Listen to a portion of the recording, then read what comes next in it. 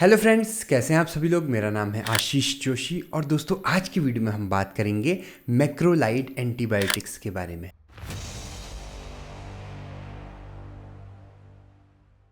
दोस्तों पिछली वीडियो तक हम यूनिट 1 के सारे टॉपिक ख़त्म कर चुके हैं।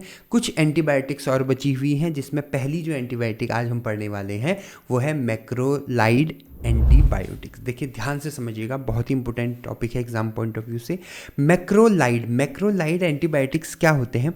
देखिए ये एक ऐसे एंटीबायोटिक हैं जो आपका ग्राम पॉजिटिव और ग्राम नेगेटिव, अब देखिए दोनों ही बैक्टीरिया को किल करने में या उनकी ग्रोथ को इनहिबिट करने में काम आते हैं। लेकिन ग्राम पॉजिटिव बैक्टीरिया में जितने भी कोकाई होते हैं और जितने भी बेसिलाई होते हैं, ठीक है, कोकाई और बेसिलाई दोनों को ही ये क्या करते हैं, आपके दोनों की ग्रोथ को इनहिबिट करते हैं। लेकिन ग्राम नेगेटिव में ये सिर्फ जो है कोकाई पे अपना इफेक्ट डालते हैं। अच्छा, इसमें भी कोकाई क्या होती है, बेसिलाई क्या होता है, ये आप माइक्रोबायोलॉजी में पढ़ चुके हैं। डिपेंडिंग अपॉन द साइज जो है आपका, ये जो है डिफ्रेंशिएट किए जाते हैं। क्या ये बात सबको क्लियर है? ठीक है, नेक्स्ट हम बात करते हैं, इसी में हम थोड़ा सा इसके बारे में, इसका हिस्टोरिकल बैकग्राउंड की अगर हम बात करें, थोड़ा इसके हिस्टोरिकल बैकग्राउंड के बारे में हम जान लेते हैं। देखिए हिस्टोरिकल बैकग्राउंड में जो सबसे फर्स्ट जो मैक्रोलाइड है उसका नाम है आपका इरिथ्रोमाइसिन। ठीक है, तो सबसे पहले जो एंटीबायोटिक आई थी वो इरिथ्रोमाइसिन बनी थी। सबसे पहले जो एंटीबायोटिक है मैक्रोलाइड क्लास की, ठीक है। वैसे तो सबसे पहले एंटीबायोटिक पेनिसिलिन थी, लेकिन अगर मैक्रोलाइड की हम बात करें then erythromycin is the first one. Okay, उसके बाद फिर क्या हुआ था आपका, फर्दर इसमें डेवलपमेंट हुआ था। जैसे इसमें आया था एजिथ्रोमाइसिन आया था, ठीक है, एजिथ्रोमाइसिन आया था, क्लोरिथ्रोमाइसिन आया था, अब देखिए, ठीक है, एजिथ्रोमाइसिन, क्लैरिथ्रोमाइसिन, इस तरह से ये धीरे धीरे इनका हिस्टोरिकल ये बैकग्राउंड की हम बात कर रहे हैं। हिस्टोरिकल बैकग्राउंड में हमें बेसिक ये बताना होता है कि सबसे फर्स्ट कौन सा आया था और उसके बाद फिर कैसे कैसे धीरे धीरे डेवलपमेंट हुआ और कैसे हुआ, क्यों हुआ, वो भी हम सब पढ़ने वाले हैं।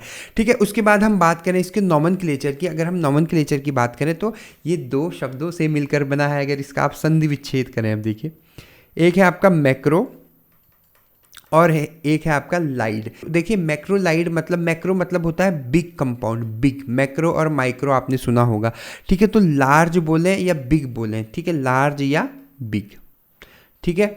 साइज जो है आपका वो डिनोट करता है किसको, मैक्रो को। और लाइड मतलब होता है आपका लैक्टोन फंक्शनल ग्रुप लैक्टोन। अभी लैक्टोन रिंग क्या होती है, लैक्टोन फंक्शनल ग्रुप क्या होता है, ये हम SAR में पढ़ेंगे अभी इसी लेक्चर में आगे, ठीक है। फिर हम बात कर रहे हैं इसके केमिकल डिग्रेडेशन की। केमिकल डिग्रेडेशन की अगर हम बात करें तो सबसे फर्स्ट आता है आपका एसिड इंस्टेबिलिटी। एसिड इंस्टेबिलिटी, ठीक है। एसिड इंस्टेबिलिटी मतलब होता है जो मैक्रोलाइड होते हैं वो एसिड में बहुत ज़्यादा स्टेबल नहीं होते हैं। स्टार्टिंग में जो मैक्रोलाइड बने थे, जिसका सबसे अच्छा एग्जांपल है आपका इरिथ्रोमाइसिन, ठीक है। इरिथ्रोमाइसिन जो कंपाउंड है आपका, ये क्या करता है, ये जो है बहुत ज़्यादा एसिड में सरवाइव नहीं कर पाता है, जिसके वजह से क्या होता है, जैसे ये स्टमक में जाता था ये क्या हो जाता था, डिग्रेड हो जाता था और अपना एक्ट शो नहीं कर पाता था। तो इसका जो सॉल्यूशन हुआ, वो सॉल्यूशन क्या हुआ, दो तरह से सॉल्यूशन है इसका। पहला सॉल्यूशन ये है कि आप एंटेरिक कोटेड टैबलेट्स बनाएं, ठीक है। एंटेरिक कोटेड टैबलेट क्या होते हैं, जो स्टमक के एसिड को बाईपास करते हुए सीधे आपके इंटेस्टाइन में जाते हैं। तो एंटेरिक कोटेड टैबलेट हो गए आपके। दूसरा, आप जो है एसिड स्टेबल डेरिवेटिव्स बनाएं, एसिड स्टेबल। अब इसमें मैं एसिड स्टेबल डेरिवेटिव की बात करूं तो सबसे अच्छा जो इसमें एग्जांपल है वो है क्लैरिथ्रामाइसिन। ठीक है, जो क्लैरिथ्रामाइसिन है वो क्या है आपका, एसिड में स्टेबल रहता है, ठीक है। सेकेंड है आपका हाइड्रोलाइसिस। देखिए हाइड्रोलाइसिस का सिंपल लॉजिक ये है कि जो लैक्टोन रिंग होती है आपका, लैक्टोन रिंग जो होती है, लैक्टोन रिंग होती है, ये प्रोन होती है किसके लिए, हाइड्रोलिसिस के लिए। मतलब लैक्टोन रिंग जो है आपका, लैक्टोन रिंग ये क्या करती है, हाइड्रोलिसिस के लिए बहुत ज़्यादा प्रोन होती है। मतलब इसका हाइड्रोलिसिस हो जाता है, जिससे ये पूरा जो कंपाउंड है, ये जो मैक्रोलाइड है आपका एंटीबायोटिक, ये क्या हो जाता है, डिग्रेड हो जाता है, ठीक है। और नेक्स्ट है आपका ऑक्सीडेशन, थर्ड, ठीक है। ऑक्सीडेशन क्या होता है, जितने भी इसमें हाइड्रोक्सिल ग्रुप होते हैं, हाइड्रोक्सिल ग्रुप, वो क्या हो जाते हैं, सब ही ऑक्सीडाइज हो जाते हैं, जिससे ये कंपाउंड इनएक्टिव हो जाता है।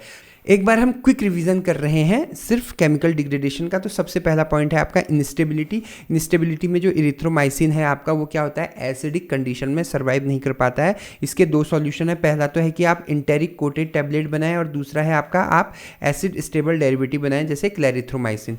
ठीक है। सेकेंड है आपका हाइड्रोलाइसिस। लैक्टोन रिंग जो है आपका वो हाइड्रोलाइसिस के लिए प्रोन होती है और ऑक्सीडेशन जो है आपका लास्ट जो है, ठीक है, ये जितने भी हाइड्रोक्सिल ग्रुप होते हैं उन सब में जो ऑक्सीडेशन है आपका वो क्या होता है, हो जाता है। जितने भी हाइड्रोक्सिल ग्रुप होते हैं उन सब में ऑक्सीडेशन हो जाता है जिससे वो कंपाउंड क्या हो जाता है, इनएक्टिव हो जाते हैं।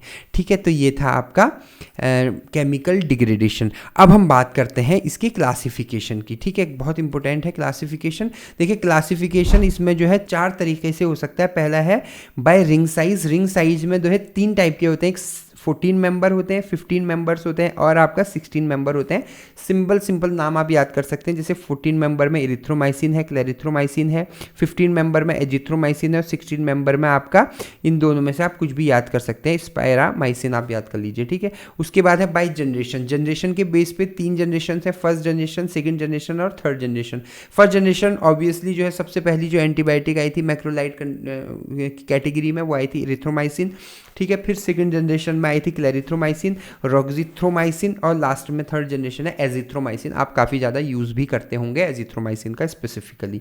और उसके बाद जो है by the mode of action में बैक्टीरियोसाइडल और बैक्टीरियोस्टेटिक। बैक्टीरियोस्टेटिक और बैक्टीरियोसाइडल दोनों में क्या डिफरेंस होता है, बैक्टीरियोस्टेटिक जो है बैक्टीरिया को किल नहीं करती है, उसकी ग्रोथ को इनहिबिट कर देती है, रिप्रोडक्शन को खत्म कर देती है, और बैक्टीरियोसाइडल उस बैक्टीरिया को कंप्लीटली किल कर देती है। और फिर बाय ऑरिजिन। ऑरिजिन में भी 2 तरह से होते हैं, एक नेचुरली ऑरिजिन हो गया आपका और एक सेमी सिंथेटिक हो गया। नेचुरली में इरिथ्रोमाइसिन है और सेमी सिंथेटिक में एजिथ्रोमाइसिन है। क्लियर है इतना? बहुत ही आसान टॉपिक है, कुछ भी नहीं है क्लासिफिकेशन में। आगे बढ़ते हैं, हम बात कर रहे हैं इसके मोड ऑफ एक्शन के बारे में। अब मोड ऑफ एक्शन बहुत ज़्यादा ज़रूरी है, बहुत ज़्यादा इंपॉर्टेंट है, याद रखना।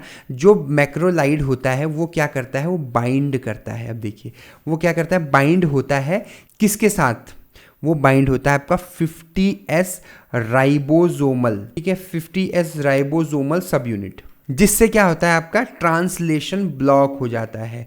ब्लॉक क्या हो जाता है आपका, ट्रांसलेशन। अब देखिए ट्रांसलेशन एक ऐसी प्रोसेस है जिसमें जो है जो tRNA है, ट्रांसफर RNA है, वो A साइड से P साइड की ओर जाता है, A साइड से आपका P साइड की ओर मूव करता है, और जिससे क्या होता है आपका पेप्टाइड चेन बनती है और प्रोटीन की सिंथेसिस होती है, प्रोटीन बनती है। ठीक है।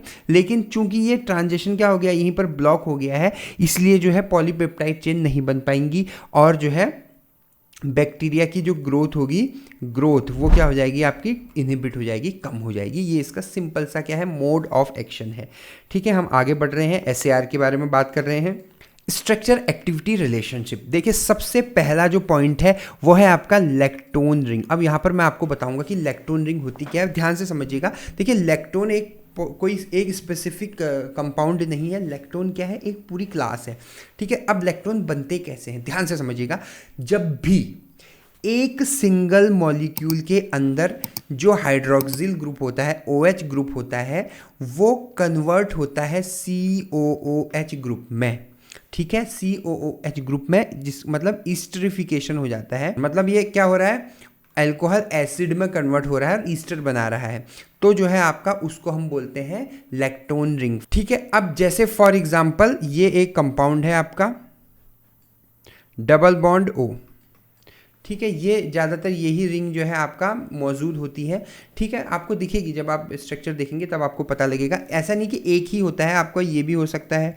अगर आप थर्ड मेंबर का कोई कंपाउंड ले रहे हैं डबल बॉन्ड O, ये भी हो सकता है। ठीक है, ये भी लैक्टोन हो सकता है, ये भी लैक्टोन हो सकता है, लैक्टोन कुछ भी हो सकता है आपका। ठीक है। इसमें क्या होना चाहिए, C डबल बॉन्ड O, मतलब COO ग्रुप होना चाहिए। जैसे इसको देखोगे आप, यहाँ पर CO और O, यहाँ पर भी देखोगे CO और O, मतलब इसमें क्या होना चाहिए, COO ग्रुप होना चाहिए, उसको हम बोलते हैं लैक्टोन रिंग। ये जो लैक्टोन रिंग होता है ये बहुत ज़्यादा इसेंशियल होता है फॉर द एक्टिविटी। उसके बाद नेक्स्ट जो दूसरा है आपका, वो है आपका डीऑक्सी शुगर मोइटी। ठीक है, डीऑक्सी शुगर मोइटी में 2 शुगर मोइटी होती हैं। सबसे पहला होता है आपका क्लेडिनोज और सेकेंड होता है आपका डिसोसामाइन। अब ये दोनों शुगर हैं आपके, शुगर मोइटी है, जिसमें ये जो क्लेडिनोज है ये एंटी बैक्टीरियल एक्टिविटी, ठीक है, इसके लिए रिस्पॉन्सिबल होता है। और जो सेकेंड वाला है आपका वो बैक्टीरियल राइबोसोम, मतलब बाइंडिंग लिख लेते हैं। राइबोसोम में बाइंडिंग के लिए बहुत ज़्यादा इसेंशियल होता है। ज़्यादातर ये C5 पोजीशन पे एक्ट करता है और ये C3 पोजीशन पे रहता है आपका। तो इस तरह से 2 शुगर है, ये भी बहुत ज़्यादा इसेंशियल है। इनमें अगर थोड़ा बहुत मॉडिफिकेशन करें तो बहुत ज़्यादा एक्टिविटी अल्टर होती है। ठीक है, नेक्स्ट हम बात कर रहे हैं इसी में हाइड्रोक्सिल ग्रुप की। ठीक है, अब हाइड्रोक्सिल ग्रुप जो है आपका प्रेजेंट होता है बहुत सारी वेरियस पोजिशंस में प्रेजेंट होता है आपका, और ये क्या करता है हाइड्रोजन बॉन्डिंग के लिए। हाइड्रोक्सिल ग्रुप है तो हाइड्रोजन बॉन्डिंग के लिए रिस्पॉन्सिबल होता है। और last but not the least वो है आपका कीटोन। अब जब आप स्ट्रक्चर देखेंगे, अभी देखेंगे आप, उसमें आपको दिखेगा जो कीटोन ग्रुप है आपका वो भी एंटीबैक्टीरियल एक्टिविटी के लिए क्या होता है, बहुत ज़्यादा इसेंशियल होता है। ठीक है, आगे हम बढ़ते हैं। अब हम कुछ जो है कंपाउंड देख रहे हैं। सबसे पहले जो है इरिथ्रोमाइसिन। अब देखना, आप यहाँ पर लैक्टोन रिंग भी देख रहे होंगे अलग अलग, हाइड्रोक्सिल ग्रुप देख रहे हैं बहुत ज़्यादा इसमें। ठीक है, ये देखिए यहाँ है, देखिए ये देखिए हाइड्रोक्सिल ग्रुप ही हाइड्रोक्सिल ग्रुप है। ठीक है, लैक्टोन रिंग है आपका, डबल बॉन्ड COO, देखिए बहुत जगह पे आप COO देखेंगे यहाँ पे। ठीक है, हालांकि कहीं पर COO होना चाहिए था लेकिन ग्रुप को रिप्लेस किया गया है, वो मॉडिफिकेशन है। तो ये जो है इरिथ्रोमाइसिन का स्ट्रक्चर है। नेक्स्ट आपका क्लेरिथ्रोमाइसिन का स्ट्रक्चर थोड़ा बड़े हैं, लेकिन आप कोशिश करना थोड़ा याद रहे आपको। ठीक है, इसमें डिफरेंस यहीं पर है इरिथ्रोमाइसिन और क्लेरिथ्रोमाइसिन में। ठीक है, इस पोजीशन पे जो है आपका, ये वाली पोजीशन पे मैं आपको बता देता हूँ, ये जो OH है ये वाला, ठीक है, जहाँ पर एक कर्सर घूम रहा है मेरा, इस पोजीशन पे, और यहाँ पर क्या लगा हुआ है, OCH3 ग्रुप लगा हुआ है, मीथॉक्सी ग्रुप लगा हुआ है। नेक्स्ट है आपका एजिथ्रोमाइसिन, ये एजिथ्रोमाइसिन का स्ट्रक्चर है। ठीक है, और जो है इसी के साथ मैक्रोलाइट एंटीबायोटिक खत्म होते हैं। मिसलेनियस कंपाउंड बचे हुए हैं, उसमें एक स्टार मार्क की ड्रग है जो है क्लोरमफेनिकोल। नेक्स्ट लेक्चर में हम पढ़ेंगे। आई होप आपको आज का लेक्चर क्लियर हुआ होगा। अगर आपको मेरी वीडियो पसंद आए तो मेरे चैनल को सब्सक्राइब कीजिएगा, बेल आइकन पर क्लिक कीजिएगा। आपने मुझे इतना वक्त दिया उसके लिए बहुत बहुत धन्यवाद। Thank you so much.